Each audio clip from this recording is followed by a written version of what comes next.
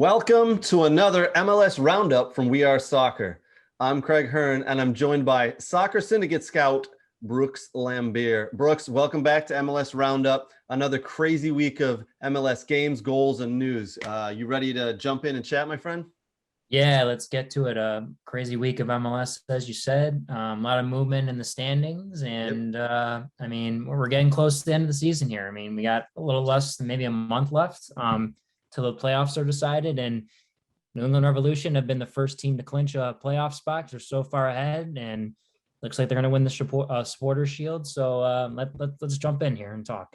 All right, man. Well, today we're going to chat about some games, and then we've got Jaap Stam at FC Cincinnati, who was fired, and then some potential transfer news for Pepi. So, all right, my friend, games that happened over the past week. I know you've watched. I know you watched that Leagues Cup game, Lyon versus Seattle. Seattle getting down 3-2. What are your thoughts on that game, buddy? Yeah, I mean, that was an interesting one. I think with Seattle beating Santos Laguna at home, Leon had demolished Sporting KC in the first round, 6-1. SKC played out a lot of the young players. I think everyone thought Seattle had a good, jump coming in just because of how well they did against Santos Laguna winning in stoppage time off a Rui Diaz goal. I thought Seattle would have, they put up a fight. I didn't think it was going to be kind of like, them going up and then going down and then having to come back and scoring one late, Will Bruin getting one late, and, them just missing out on tying the game, maybe taking extra time. But it's tough. I think a lot of people that support the American soccer system and MLS, I mean, we just want to see clubs win these big games against, League MX teams. And I think it's kind of another one where it's like, oh, we got to hit the reset button, wait till next year when CONCACAF Champions League starts, and you have Leagues Cup next year. And I think we're just kind of waiting for that time where, MLS has a good year against a lot of these Liga MX teams. And, we can go out and show what, how far MLS has come since its inception in 1996. So, You took the words out of my mouth. We're just waiting for, MLS teams consistently beat these Liga MX teams. It's just not happening yet, but hopefully in the future, I think we were hoping Seattle will put up a little bit more of a fight here against Lyon, but wasn't to be. They get down 3-2 in the Leagues Cup final. Why don't we jump into some of the MLS games that happened, the league games that happened? I know a game you watched a lot of and were high on was that big win over RSL, 6-1. That 6-1, a lot of goals, man, a lot of goals. Yeah. And the one thing I'll just add before I move to Portland is it's just nice to see that MLS teams are competitive against Liga MX teams. Like that's important as well. But jumping into PTFC, RSL, I mean, Portland's found they found it. They've had their run. Their win at Seattle, I jump started it, and they were just above the playoff line, and they've moved up. I mean, they're in the top 5 right now. I think they're sitting at number 4 right now in the Western Conference, and there was some talk about maybe some locker room issues going on or whatnot within PTFC, but looks like whatever's happened, people have moved on and things have been settled, and they've gotten results. They drew against Colorado, but they've won, kept some clean. It's nice to see that Portland's found the back of the net. And what's great about Portland is they have so many different goal scorers between Blanco. I mean, you have Valeri. I mean, Valeri's not starting as much anymore, but a dangerous guy like a Wondolowski to come off the bench and get you some goals. It was nice to see Nias Goda back after his injury last year that's kept him out for so long. Yimi Chara, Diego Chara's brother, who they brought in 2 years or a couple years ago.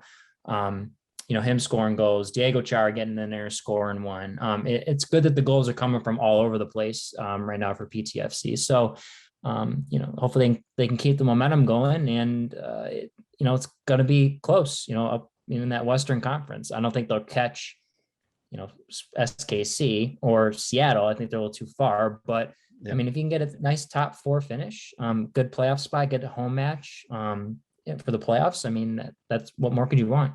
Exactly. That's got to be their goal right now. I think you're right. I don't know if they're going to catch Seattle. Seattle are 8 points ahead. Sporting Kansas City are 6 points ahead. Colorado Rapids are 4 points ahead of them, but Portland could definitely get up there, cement that fourth place, because hot on their heels are the Galaxy and Minnesota United. So still some games left for them to play and close out and see if they can do what they've done. Yep. As we just said, Sporting Kansas City lost to Seattle 2-1 this past weekend at Sporting Kansas City. So, I mean, I don't know. Seattle, they lose to Leon in the League's Cup, then they bounce back and they beat Sporting Kansas City 2-1 there, man.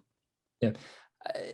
With Seattle, I mean, it's funny, at times they've been disappointing to watch. I mean, because they were so dominant at the beginning of the season, and like I've said before, them playing a 4-2-3-1 and them switching to a 3-back, a 3-5-2, and they have the players to do it. They haven't had Nico Lodeiro because he's had some scar tissue removed a couple of times on his knee this year, so he hasn't been a player that's played consistently for them. But they've done well without him. I mean, Rui Diaz up top, João Paulo in the middle, Will Bruin, Rui Diaz and Will Bruin playing up top, João Paulo in the midfield, their young guys, Atencio playing, and Daniel Leyva, and I mean the wingback system, and then don't forget Christian Roldan, playing up top or centrally for them, and then Christian Roldan's brother Alex, who made the transition from being a midfielder. He was a midfielder when he went to Seattle University, then drafted by the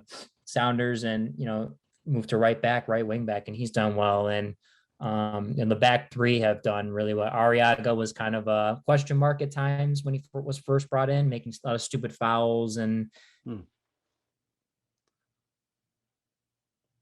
in the 3-back system. And then kind of the goalkeeper situation with Stephen Fry being injured, then needing a guy like Stephen Cleveland coming in and Spencer Ritchie playing. So, there's been times where Seattle's pieced things together and they've played their young kids, and, it's been an interesting season, but they're a tough team. They're a tough team to beat. There's a good culture within the Seattle locker room. Brian Schmetzer's done a wonderful job. They lost 2 of their assistant coaches, Pineda, who's now the head coach at Atlanta United, and they lost another assistant coach. I think Traore is the assistant coach. They lost one number with Pineda. So, Brad Smith's been done well at left back and our left wing back for him. So it's, they've had guys step in when it's been needed, and they've done well. They beat some of the Mexican team in the League's Cup. And then SKC, I mean, they've turned their year around. I mean, it wasn't the best year last year, but that's a big win in Kansas City.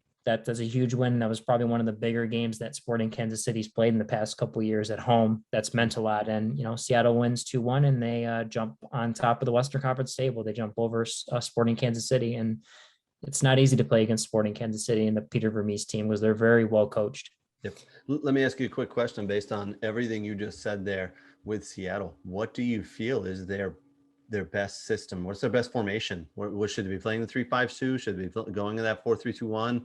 What do you feel? Because they have had a lot of injuries, a lot of suspensions and all that good stuff that happens throughout the course of a season. After seeing some of the youngsters come in, what do you think we don't know who they're going to be playing the first game of playoffs, but what do you feel is their strongest formation tactically? I think this 3-5-2 has been very good for them. And I think Brian Schmetzer sold on it. He wanted something a little different. Now I think teams are figuring out a little bit, how do we pull the center backs out of the 3 and get in behind Roldan and Smith? And, it's since returning from the All-Star break, with Portland and, going straight at them and, when they came back from the All-Star break and losing 2-0 at home. And I think teams are figuring out things. How do we beat the system? But when they play well, it is very difficult for teams to whip in balls from wide, to get in behind, especially when Seattle can possess the ball a bit. And they're so dangerous in the attack with Bruin and Rui Diaz and, a few other guys with Freddie Montero, who's a veteran who played for Seattle, was a Vancouver guy, and, came back to Seattle. So they have a lot of threats offensively, and they're just a solid defensive team. And then add Stephen Fry. Stephen Fry has always been one of the top goalkeepers in MLS. He's won them games. I mean, he won them a few MLS Cups with some of the saves he's made on PKs or stopping shots from. I think 3-5-2 is their best friend, and think going forward, they will, I think they're the team in the Western Conference. If I'm putting money on it that they're gonna, make it to MLS Cup. Absolutely. I think I'd put my money on them as well. Another game that happened out in the Western Conference this past weekend was the LA Galaxy visiting Austin and losing 2-0. Both LA teams this past weekend lost 2-0. This game specifically, Austin being the we'll call them the worst team in the Western Conference at the moment, kind of beating the Galaxy. What was up there? What's up with that one, man? Yeah, I think people underestimate Austin, to be honest with you. I think when you look at them play, and this is kind of what Taylor Twellman was talking about on the broadcast, and I think he made a very good point. When you look at Austin play, at times they look like they're a team at the bottom of the Western Conference, as we've talked about before, them, kind of trying to play out of the back, and it's not been effective, and they give away the ball. Like a couple weeks ago, we talked about the FC Dallas going in there and scoring goals everywhere, and then losing 5-2. But there's times when Austin looked like a very good team that looks like they're a middle of the table team, that they're contending for a playoff spot. And I think this is one of the games where they played really well. It was very up and down. There wasn't much play to the midfield, and especially in the first half. But in the second half, Austin put away their chances. The young 22, 21-year-old that they have, the Senegalese center forward, who's not quite in shape for them, still trying to get in game shape as they got him here in this most recent transfer window. But he's done a good job. He's a big boy. He's tough to handle. Good job following up on his shot, getting the rebound and placing it. And then the young guy, Mackenzie Gaines, the Austin local, who went overseas to Germany to play, and he came back, and he's actually the first guy for Austin, the Austin local, to score for Austin FC, Mackenzie. And his little brother I actually got to see his little brother play a couple years ago when I went down to the USSDA showcase in Indianapolis. His brother Julian played for the local USSDA team in Austin, which is now kind of merged with the Austin FC Academy. And Julian's playing out with Las Vegas Lights and who affiliate with the LAFC. Yep. But no, it's cool to see like Mackenzie Gaines score. That's nice to see a local guy score a goal and get the second goal and kind of put the game away. But LAFC or LA Galaxy are fine.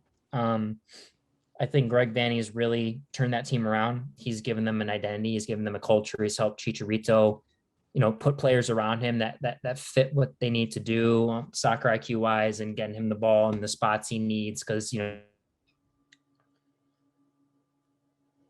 a bit. So I think the Galaxy will be fine, and it's nice to see them competing again like they used to always do, and then hopefully LAFC can jump into the in the playoffs here. They can get to see, nice to see him play in the playoffs. That'd be interesting. Sure. Yeah, LA Galaxy, by losing that game, they got Minnesota United, Real Salt Lake, and LAFC right on the heels. So they better pick it up moving forward in games if they hope to sustain that position they find themselves in now, right?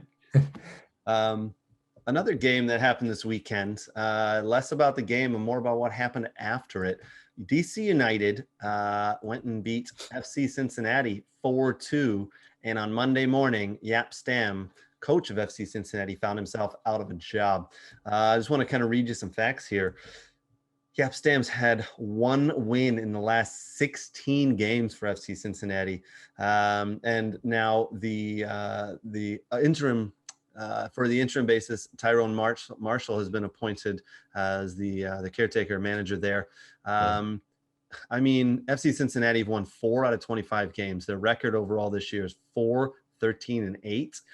They lost the last 3 consecutive games, and then just won 1 in the last 16, which was a 2-1 win over Toronto back in June. That's not all for FC Cincinnati. They're also in the middle of a managerial search. They don't even have a general manager yet. So they're looking for a general manager. Now they're looking for a head coach. This club is in all sorts of turmoil, man. What do you got on this whole debacle they got going on down there? Yeah, that kind of like we talked about before, is they've done so well, like coming up through USL and making all the noise, and just what they did in USL Championship, and then it's tough when you make the turn into MLS from USL, or when you expand as a new team, it's not easy. You have to figure it out. It's a whole new league, and you have to get the right people in there. And not to say that the guys that started don't have the right people, maybe just haven't figured out the sauce yet of how to put something together correctly. And I think uh, going foreign has an interesting. I think people view it as, well, soccer started over in Europe and they know what they're doing and they can piece it together. But a lot of international people, unless you've played in MLS, don't understand the collegiate system. They don't understand America as a whole, how vast and big it is, the time zones. And, there's a lot of stuff. They don't understand MLS as a league and all the little nuances and rules it has. So I think really successful European coach really in the past, 5-6 years has really been Tata Martino for Atlanta United, who won an MLS Cup with them in his second year. And now he's the Mexican national team head coach. And, he had a successful first year. They built that team with a lot of great players their first and, second year, and they got a little greedy and tried to add, some more guys. Unfortunately, that didn't pan out, but it's tough when you're international and you come over here and you don't understand the league. I think that's the one big thing between international and domestic coaches that have played in the league. It's huge. We've had this conversation before, and I think we're going to have to delve into it a lot more at some point in the future. That domestic coach versus that foreign coach. And you're right. Yeah.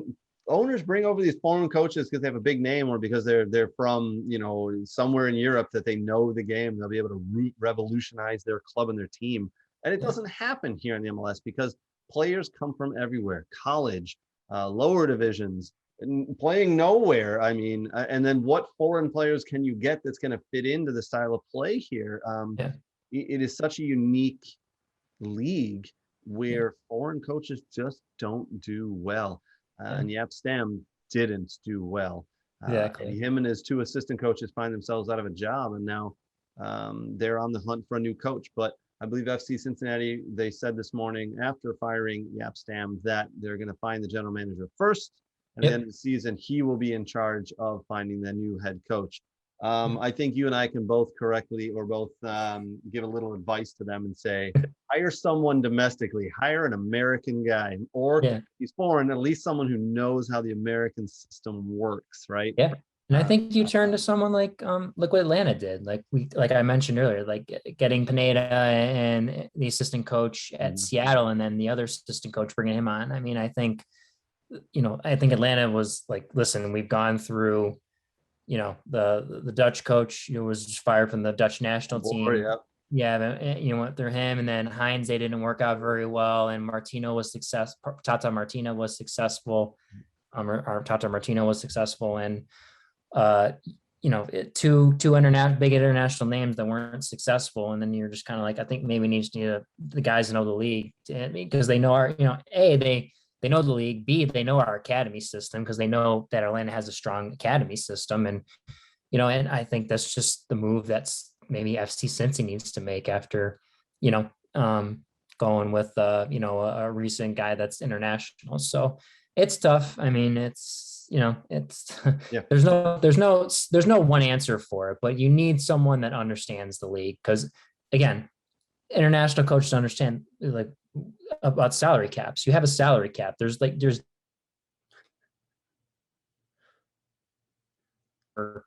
guys you think you're gonna top Bundesliga guys or Ligue 1 guys or Serie A, or even if they play for like lower first division teams. I mean, they're too expensive for your budget. You got to really do the work, and I think some guys don't understand that. I'm a big name. I can bring whoever I want to, international guys in, or they'll come and play for me. Well, then you got to get a green card, and then you have international spots, and there's a lot to it. People don't understand MLS. There's a lot to it.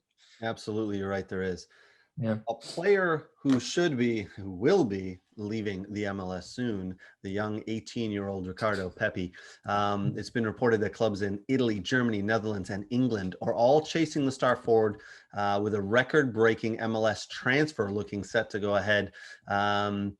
I've heard figures of around 22 million as a transfer fee. He's just 18 years old. He's exploded onto the scene in the last year here, scoring 12 goals in 24 MLS appearances. for a really struggling FC Dallas team. They find themselves below the playoff line. They're probably not going to make the playoffs this year. And obviously, he was called up by Greg Berhalter after declaring to play for the USA and scored a very important goal to kind of get that win for the USA over Honduras, going in a 4-1 game there. This is huge news. I think this is another young American who's going to go out and play for a big team, a big club out in Europe, get some learning, get some skills in him, keep growing, and then come back and play for the U.S. men's national team and do some damage. Like we've got several players out there doing that. What's your thoughts on Ricardo Pepi heading out to Europe potentially? I think it's a good move for him. And FC Dallas needs to get that money because they still haven't gotten paid for Reggie Cannon, from what I've read, apparently, from the team in Portugal that bought him. So that's true. I've heard that as well. That's crazy. They need to make sure they get paid because you got to put that money back into players or the academy or something. And you're getting good money for these kids now. You're not letting guys walk for free like Weston McKennie and Chris Richards like they had to, because they it was tough to get transfer fees for young guys back then when those guys were leaving. But no, this is excellent for Pepi. This is what we want for him. We want for him to go play in bigger international competition, in Champions League, in Europa League, wherever he can get time and compete with guys of a higher caliber. And I think this is an excellent move for him. I think he's got to find the right club. If he has a say in it where he wants to go, I think he really needs to find that right club in the right environment, in the right league. Because I think, Josh Sargent's struggling a little bit with Norwich and you just got to find the right league that's going to give you time and space to develop. Like Matt Hoppe got a huge, bump when he played with Schalke, and, they needed him to play, and now he's playing in La Liga with Mallorca, and so you just got to find the right place that's going to give you time, players around you that fit the system, and you're gonna go through growing pains because unfortunately you're an American, and unfortunately Europeans don't see American. I mean, they're starting to see it a little more, but it's going to be some growing pains for playing time. But if you can sit there, learn, develop, and get even better, then that's even better for the men's national team. And we finally this may be the striker. Maybe him and DK, we don't know, but if it is, this is great. This could be the number 9. This could be the true number 9. You're right. And the rumor is that this past weekend for FC Dallas's game, it was Ajax who were in town scouting and then are trying to line up meetings with FC Dallas and Pepi and his representatives. So that could come off. And I think if Ajax, if the viewers know Ajax and the academy and how that's come along in the last 30 or 40 years, it's been a great academy to get kids into because they groom those kids up, and into the early 20s, mid 20s, they sell them for a big fee to bigger clubs. So it could be a very good move for Ricardo Pepi if he moves there. And if you really think about it too, over the years, just to add, I mean, they got Zlatan at a young age. They got Luis Suarez at a young age. Yep. They brought in a lot of guys before they hit their potential, but they've sold them, kind of like what Dortmund does with a lot of their guys. So this could be one of those guys where he especially if he's playing for Ajax, he's going to play in big matches in Champions League, and he's going to play in a good style and learn from that. And I think Ajax could be an interesting move for him if he plays in the Dutch league. So Eredivisie. Yeah. Yes. Hey, man. I mean, it's great. It is absolutely great. And at 18 years old to be thought of by some of those teams to the transfer target, that is awesome for him. You're right. Hopefully him and his representatives make the right decision and they can move on to Ajax or one of these other Champions League teams, and he can get some real experience under his belt and then bring it back here. Yep. That's what the MLS does, man. It produces great players. These academies, they're producing great players. The league is getting better, and we'll come full circle on our MLS Roundup here, Brooks. I think in a few years, players won't be leaving for Europe. They'll be staying here, and MLS teams will be beating Liga MX teams on a consistent basis because they're just going to get better. Because as you said, in the past several years, the league has just gotten better and better and better. So it's making good decisions. The teams are making good decisions. It's going to grow and it's going to get better. So hopefully all the viewers stick with MLS because it's every year growing and getting better, right? Exactly. And I mean, one thing to add, I mean, there was a game this past week where Philly beat Atlanta 1-0. And I will say this is a big thing. And Brian Schmetter's done it. I mean, Lucci Gonzalez did it at FC Dallas. And I think it's great that Jim Curtin's doing this at the Philadelphia Union. Is you have this academy and you have these players and they're putting trust in these kids that are 19, 17, 16, Yeah.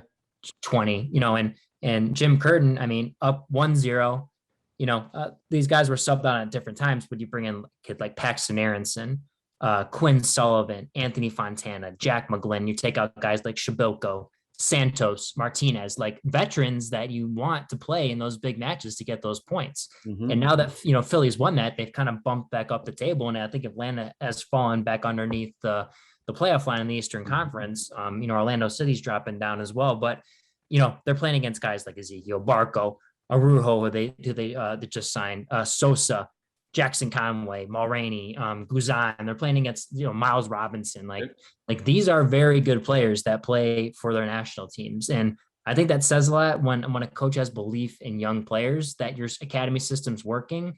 Yep. And that just trust. If you build a good academy system, you have a good pyramid within your organization. Head coaches that can trust their young guys. I think that speaks a lot to how much this league is growing, as you said. 100% agree. Couldn't agree with you more. And that's another reason right there why you've got to get a manager who knows the youth system and how things work here in America and in the lower divisions and in college to get those players in and to groom them up. So you're absolutely right. We're going to wrap it up here. Brooks, thank you as always. Your insight, everything you provide for MLS Roundup of We Are Soccer. Very much appreciated, man. You're so knowledgeable about this stuff. It's crazy. Every week we learn more from you. So very much appreciate the time, my friend. Thank you, Craig. I appreciate it. And looking forward to next week as always. We'll do it next week. All right, guys. Thanks. Cheers. Cheers.